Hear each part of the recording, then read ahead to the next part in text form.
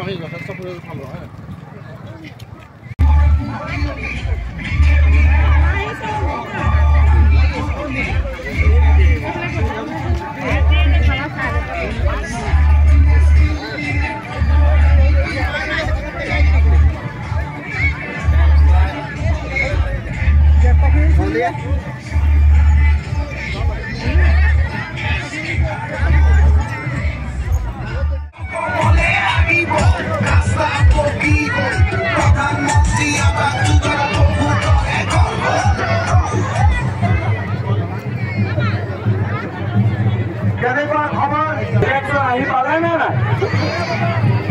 ইলেকশনৰ আগতে বিহু আহিলে হয়নে বিহু নাচিব লাগিব নে নাই গোলাঘাট জিলা ভাৰতীয় জনতা পাৰ্টিৰ সভাপতি দেৱপ্ৰতিম বৰা ডাঙৰীয়া আমাৰ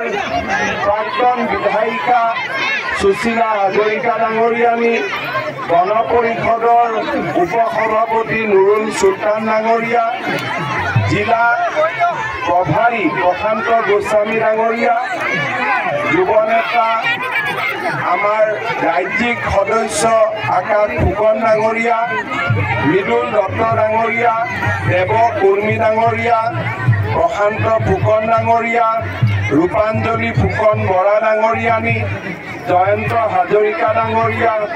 চন্দনজ্যোতি ঠাকুৰ ডাঙৰীয়া অৰুণাভ কলিতা ডাঙৰীয়া বিজয় বৰা ডাঙৰীয়া ৰূপালী নাথ বৰা ডাঙৰীয়া দিব্য প্ৰকাশ নাৰায়ণ ডাঙৰীয়া উপস্থিত ৰাইজ আই মাতৃসকল আৰু যুৱক যুৱতী বন্ধু বান্ধৱীসকল নাই খোৱা ঘৰত গৈ ভাত খাব লাগিব আৰু চাউল 1 কুইণ্টেল দি পঠাও মোক মাতিলে আপোনালোকে লগত ময়ো খাই দিম মোক মাতি দিব কোনে কোনে মোক ভাত খাব মাতিব বাপৰে মই এদিনতেতো খাইছে সেই সময়তো দেৰগাঁৱত আকৌ এবাৰ আহিব নোৱাৰিম গতিকে দেৰগাঁওবাসী ৰাইজক আজিয়ে মই বহাগ বিহুৰ বহুত শুভেচ্ছা জনাইছোঁ ডক্টৰ ভূপেন হাজৰিকা ডাঙৰীয়াই কৈছিলে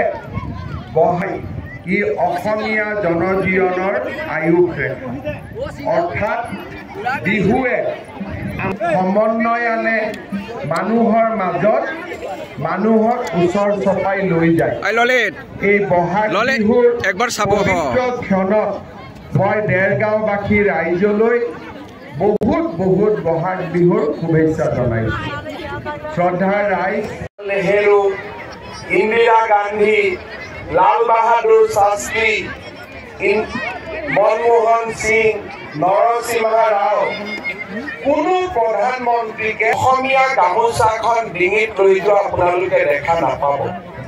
কিন্তু নৰেন্দ্ৰ মোদী ডাঙৰীয়া জাপানলৈ গ'লে অসমীয়া গামোচাখন ডিঙিত ৰাখে দিল্লীতো ডিঙিত ৰাখে আমেৰিকাত গ'লেও ডিঙিত ৰাখে অৰ্থাৎ